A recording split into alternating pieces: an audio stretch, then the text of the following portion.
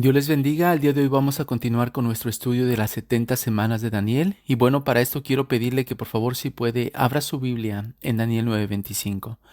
Daniel 9:25 dice: Sabe pues y entiende que desde la salida de la orden para restaurar y edificar a Jerusalén hasta el Mesías príncipe, habrá 7 semanas y 62 semanas se volverá a edificar la plaza y el muro en tiempos angustiosos. En nuestro estudio anterior aprendimos que las primeras 69 semanas de Daniel 9:25 empezaron en un momento específico, ¿lo recuerda? Para ser exactos, comenzaron en el año 445 a.C., en el mes de Nisan. Ahora, antes de seguir avanzando en nuestro estudio, hay otras cosas importantes que debemos observar del versículo 25. Y bueno, lo primero que quiero que notemos, y por favor prestemos mucha atención a esto, lo que quiero que veamos es que es el ángel Gabriel, escuche esto, quien divide este periodo de 490 años en 3 eventos. No somos nosotros quienes dividimos este periodo de tiempo. ¿Y sabe por qué digo esto? Porque hay quienes dicen que cuando nosotros damos esta enseñanza de las 70 semanas de Daniel, somos nosotros quienes dividimos este periodo de 490 años en 3 partes. Y dicen que esto no debería ser así, ya que estos 490 años deberían enseñarse como 490 años continuos. Es decir, que no deberíamos dividirlos, porque de lo contrario, si lo hacemos, entonces ya no serían 490 años de la profecía de Daniel. Pero esto no es lo que nos enseñan las Escrituras. Como veremos, es el ángel Gabriel quien divide este periodo de 490 años en 3 periodos de tiempo. La pregunta es, ¿por qué lo hace? Y bueno, Dios mediante, esto es lo que vamos a tratar de responder en este estudio y en el próximo. Así que, para ver cómo Gabriel divide este periodo de tiempo de 490 años, leamos nuevamente Daniel 9:25. El verso 25 dice: Sabe pues y entiende que desde la salida de la orden para restaurar y edificar a Jerusalén hasta el Mesías príncipe habrá 7 semanas y 62 semanas. Como ve, aquí tenemos las primeras 7 semanas e inmediatamente después tenemos 62 semanas más, lo que nos da un total de 69 semanas. Ahora, pasemos por un momento al versículo 27. El versículo 27 dice: Y por otra semana confirmará el pacto con muchos. Como ve, aquí tenemos otra semana más, y de hecho permítame decirle que esta semana del versículo 27 aún no se ha cumplido. Es decir, está por cumplirse en el futuro, y veremos esto a medida que desarrollemos estos estudios. Pero debido a que nosotros enseñamos que esta semana del versículo 27 está por cumplirse en el futuro, hay quienes dicen que nosotros estamos equivocados en esta enseñanza, ya que entonces no serían 490 años de la profecía de Daniel. Pero veamos qué nos dicen las Escrituras en cuanto a esto durante los próximos estudios. Mientras tanto, si usted suma las primeras 7 semanas del versículo 25, más las 62 semanas que aparecen en el mismo versículo 25, más una semana del versículo 27, nos da un total de 70 semanas, ¿cierto? Ahora, si multiplicamos 70 por 7, nos da un total de 490 años. Así que, como usted puede ver, es el ángel Gabriel quien divide estos periodos de tiempo. Nuevamente la pregunta es, ¿por qué lo hace? Bueno, vamos a tratar de explicarlo. En el primer periodo de 7 semanas que menciona el ángel Gabriel, en el versículo 25, ahí se nos dice claramente que en ese primer periodo de 7 semanas o 49 años, la ciudad de Jerusalén, incluyendo sus muros, sería reconstruida. Pero no solo sería reconstruida, sino que dice que sería reconstruida en tiempos peligrosos. Vamos a dar lectura nuevamente al verso 25 y notemos esto que le estoy diciendo. El verso 25 dice: Sabe pues y entiende que desde la salida de la orden para restaurar y edificar a Jerusalén hasta el Mesías príncipe habrá ¿cuántas semanas? Habrá 7 semanas y 62 semanas se volverá a edificar la plaza y el muro, como dice, en tiempos angustiosos. Aquí lo que el ángel Gabriel nos está diciendo es que en estas primeras 69 semanas iban a suceder 2 eventos. En las primeras 7 semanas se iba a reconstruir la ciudad de Jerusalén, incluyendo sus muros, e inmediatamente después del término de las 7 semanas darían inicio las 62 semanas, y hacia el final de la semana 69, como veremos en un momento, Jesús haría su entrada triunfal en Jerusalén como el Mesías príncipe. Así que Estos son los dos primeros eventos que tendrían lugar en las primeras 69 semanas. Ahora, notemos que en la parte final del verso 25, ahí se nos dice que la plaza y el muro de la ciudad serían reconstruidos en tiempos peligrosos. ¿Y qué cree? Déjeme decirle que esta última parte del versículo 25 se cumplió tal y como fue profetizado por el ángel Gabriel. ¿Lo sabía? Realmente la reconstrucción de la ciudad, incluyendo sus muros, se hizo en tiempos peligrosos, y si usted no ha leído recientemente el libro de Nehemías, le animo a que lo haga, especialmente los capítulos 3, 4 y 6, y al hacerlo, usted se dará cuenta que literalmente, escuche esto, los judíos reconstruyeron los muros de la ciudad, y no solo los muros, sino que mucho de la reconstrucción fue hecha con una herramienta de albañilería en una mano y una espada en la otra. ¿Sabe por qué hicieron eso? Porque la oposición era intensa. Sus enemigos estaban decididos a parar la obra de reconstrucción. Incluso el relato nos dice que trataron de infiltrarse entre ellos y destruir el proyecto. En Nehemías 4:22 también se nos dice que la oposición era tanta que tuvieron que poner centinelas. En otras palabras, pusieron guardias durante la noche para que los protegieran de sus enemigos. Como ve, la reconstrucción de la ciudad se hizo en tiempos peligrosos, tal y como Gabriel le había mencionado a Daniel. Así que, como usted puede ver, esta parte se cumplió en las primeras 7 semanas o 49 años, que fue el tiempo que duró la total reconstrucción de la ciudad de Jerusalén, incluyendo sus muros.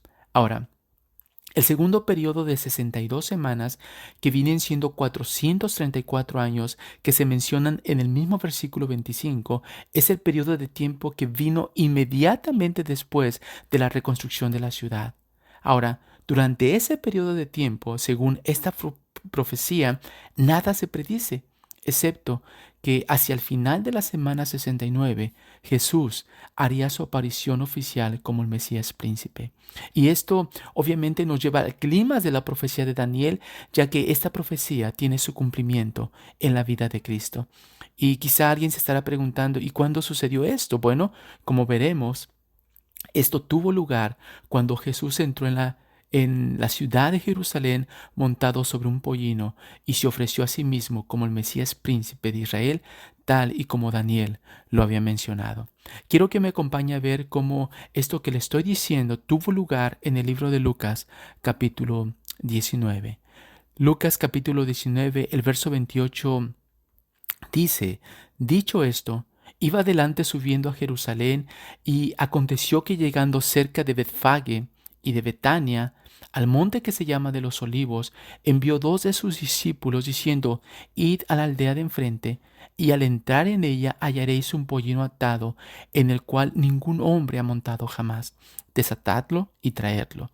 Y si alguien os preguntare: ¿por qué lo desatáis?, le responderéis así: porque el Señor lo necesita. Fueron los que habían sido enviados y hallaron como les dijo, y cuando desataban el pollino, sus dueños les dijeron: ¿por qué desatáis el pollino? Ellos dijeron: porque el Señor lo necesita. Hagamos una pausa aquí por un momento. Lo primero que notamos es que Jesús mandó a dos de sus discípulos a buscar un burrito para que él pudiera montarlo, ¿cierto? La pregunta es, ¿por qué lo hizo? Bueno, en Zacarías 9:9, el profeta dijo que una de las señales que deberían observar para la venida del Mesías era la siguiente. Zacarías 9:9 dice: alégrate mucho, hija de Sión, da voces de júbilo, hija de Jerusalén, he aquí, como dice, tu rey vendrá a ti, justo y salvador, humilde y cabalgando sobre un asno, sobre un pollino, hijo de asna. En otras palabras, el profeta Zacarías está diciendo: cuando vean a su rey y salvador montado en un pollino, sepan que él es el Mesías. Ahora, con esto en mente, volvamos a Lucas capítulo 19, el verso 35. El verso 35 dice: y lo trajeron a Jesús, y habiendo echado sus mantos sobre el pollino, subieron a Jesús encima. Y a su paso tendían sus mantos por el camino. Cuando llegaban ya cerca de la bajada del monte de los Olivos, toda la multitud de los discípulos, gozándose, comenzó a alabar a Dios a grandes voces por todas las maravillas que habían visto, diciendo: bendito el Rey que viene en el nombre del Señor, paz en el cielo y gloria en las alturas. Ahora, vayamos por un momento a Mateo capítulo 21 y vamos a dar lectura del verso 7 al verso 9 y veamos esta misma escena, pero ahora desde la perspectiva de Mateo. Mateo capítulo 21, el verso 7 dice: y trajeron el asna y el pollino, y pusieron sobre ellos sus mantos, y él se sentó encima. Y la multitud, que era muy numerosa, tendía sus mantos en el camino, y otros cortaban ramas de árboles y las tendían en el camino. Y la gente que iba delante y la que iba detrás aclamaba diciendo: Hosana al Hijo de David, bendito el que viene en el nombre del Señor, Hosana en las alturas. En otras palabras, la multitud de discípulos comprendió que ese era el día del cual había hablado el profeta Zacarías. Ellos entendieron perfectamente el significado de este acto, así que comenzaron a gritar: bendito el Rey que viene en el nombre del Señor.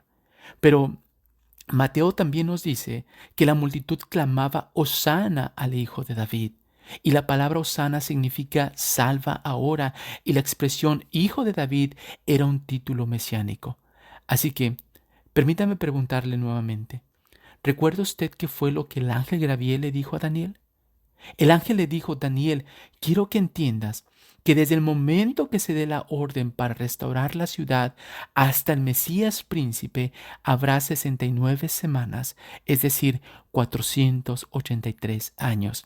Y ese día, como usted puede ver, tuvo lugar cuando Jesús hizo su entrada triunfal en Jerusalén.